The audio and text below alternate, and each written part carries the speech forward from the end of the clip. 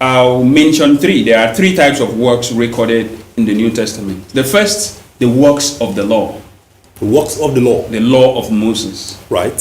So there are some Bible verses or portions that refer, when he uses the word works, it means the works of the laws of Moses. Okay. There is also the works of personal merits. Like, I'm doing it so that I boast, okay, that I have the power, I can do it. And lastly, there is the works of obedience. Right. So sometimes we have to understand the different, what this passage is saying, what type of works is mentioned. So when we go to Romans chapter 4, is mentioning the works of personal merits. So that you boast that you did this, you use your money, this is what you did, so you merit the works of grace. No. So it says you cannot be merit by your personal efforts, the things you've done. You cannot be justified by the works of the laws of Moses.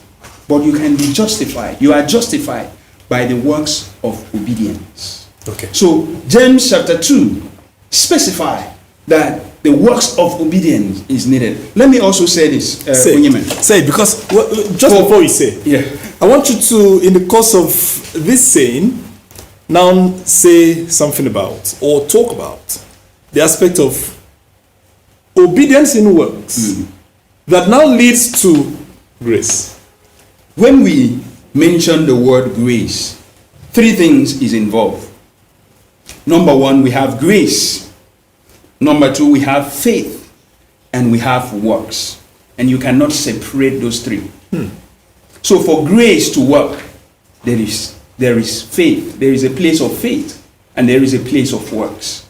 So let's read again Ephesians chapter 2 that we read previously. Chapter 2 verse 8. You see how faith or grace is explained. Okay. Ephesians chapter 2. Just while you're opening, you are still on to the Back to the Bible network evangelism program, all the churches of Christ in Akwa Ibom State. Our discussion is focused on grace, and it has been said to be unmerited favor. Ephesians chapter 2. Ephesians chapter 2 verse 8. I read. For by grace you have been saved through faith. For by grace you have been saved through faith. So what is faith? Faith is the substance of things hoped for, evidence of things not seen. Okay, so my friend once said that faith is using your last money to buy a wallet. And hoping that money will come from the wallet. So faith involves works. That's what we've just read. Okay, so that means you have to go out to work to be able to have money to put in the wallet. Definitely.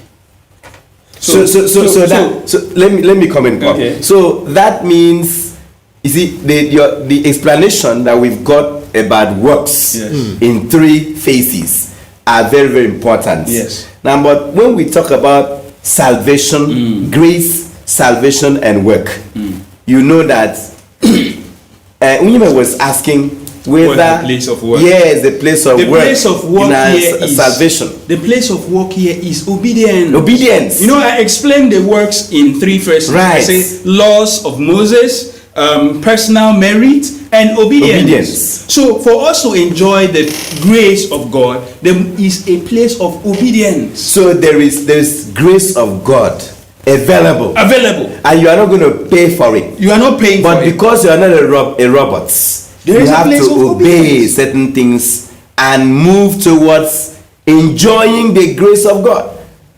Matthew chapter 16 Right. has given us an instruction. Okay. Go ye into the world and preach the gospel. The next line of statement says what?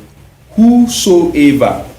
So there is a place of 16, verse 15 to 16. Yes. So there is a place of personal choice, and that is what the Bible describes as works in some places. So you have a choice of obedience in the New Testament. All right, so you have a place of both of you actually now moving us into the aspect of salvation. Right. Yes. Okay, so let's still, because of course the aim of life is salvation through grace. But I'd love us to just calm down.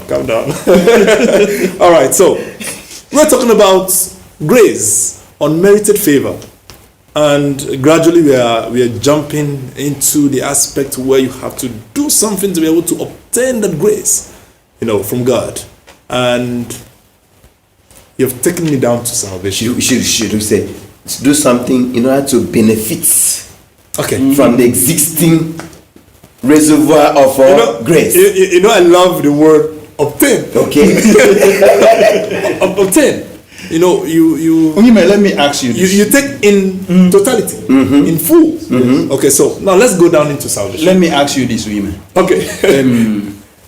Do you think that we are saved by grace only? All right. Very good question. Thank you very much, Paul Sampson. Do you think, Minister William, that we are saved by grace only? And if no, what are the things we're supposed to do?